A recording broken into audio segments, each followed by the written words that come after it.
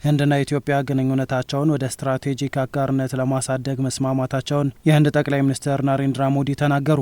ጠቅላይ ሚኒስትር ናሬንድራ ሞዲ በህዝብ ተወካዮችና የፌዴሬሽን ምክር ቤቶች የጋራ ስብሰባ ላይ ንግግር አድርገዋል።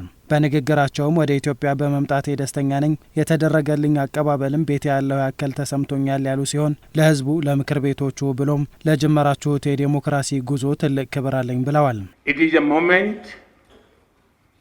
Of a great privilege for me to stand before you today. የዛሬ በእናንተ ፊት የመቆም እድል ለኔ ትልቅ ክብር ነው።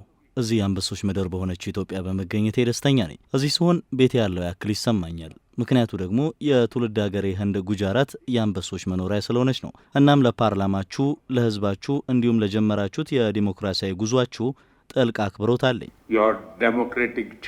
ጠቅላይ ሚኒስትሩ የኢትዮጵያ የክብር ኒሻን ስለተበረከተላቸው ከፍተኛ ክብርና ደስታ እንደተሰማቸው በንግግራቸው አንስተዋል።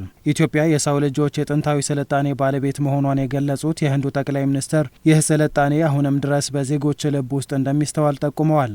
በተጨማሪም ሀገሪቱ አሁንም ከፍ ብላ የምትገኝ መሆኗን በማንሳት የዚህም ምክንያት መሰረቱ ጥልቅ በመሆኑ ነው ብለዋል። ኢትዮጵያ is one of the oldest civilizations in human history. ኢትዮጵያ በሰው ልጅ ታሪክ ውስጥ ካሉት ጥንታዊ ስልጣኔዎች አንዷ ናት። እዚህ ታሪክ በተራሮች በሸለቆችና በኢትዮጵያ ህዝብ ልብ ውስጥ አሁንም ድረስ ያው ነው። ኢትዮጵያ ስሯ ጥልቅ በመሆኑ አሁንም ቢሆን ከፍ ብላ ነው የምትታየው። Its roots are deep.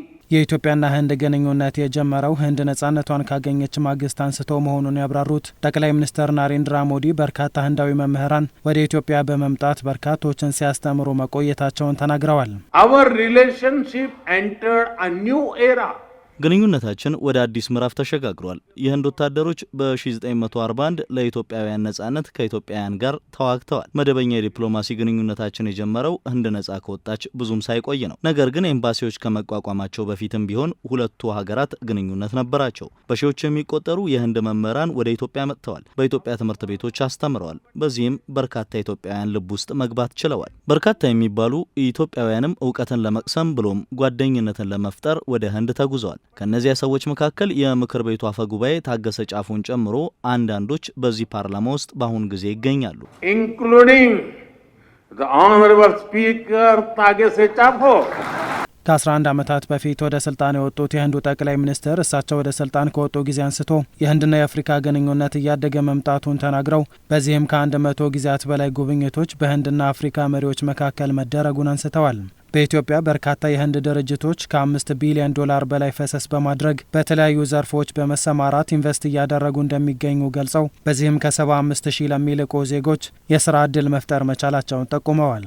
Today, Indian companies are among the largest foreign investors in Ethiopia.